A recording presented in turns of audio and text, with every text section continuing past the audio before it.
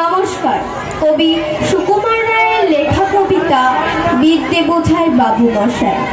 বিদ্যে বোঝায় বাবু মশাই, চড়ে শখের বোটে।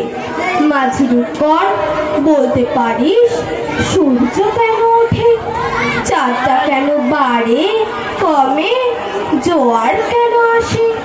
বৃদ্ধ মাঝি অবাক হয়ে ফেল ফেলিয়ে হাসে।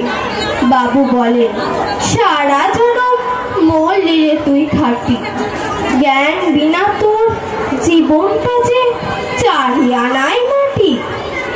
খানিক বাদে কহেন বাবু, বল তো দেখি ভেবে, নদীর ধারা কেমনে আসে পাহাড় হতে নেমে। বল তো কেন লবণ পোড়া সাগর ভরা পানি। মাঝি সে কয়, আরে মশাই অত কি আর জানি। বাবু বলেন, এই বয়সে জানিস নেওটা কি, জীবনটা তোর নেহাত খেলো, অষ্ট আনাই ফাঁকি। আবার ভেবে কহেন বাবু, বল তো ওরে বুড়ো, কেন এমন নীল দেখা যায় আকাশের ওই চূড়ো। বল তো দেখি সূর্য চাঁদে গ্রহণ লাগে কেন। বৃদ্ধ বলে, আমায় কেন লজ্জা দেখছেন হেন।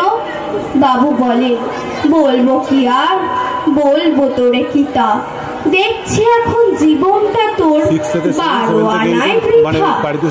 খানিক বাদে ঝড় উঠেছে, ঢেউ উঠেছে ফুলে। বাবু দেখেন নৌকাখানি ডুবলো বুঝি তুলে।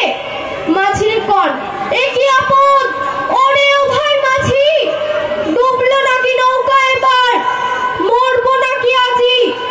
মাঝি শুধায়, সাঁতার জানো? মাথা নাড়েন বাবু।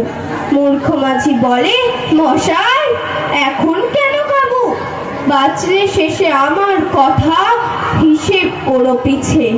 তোমার দেখে জীবনখানা 16 আনা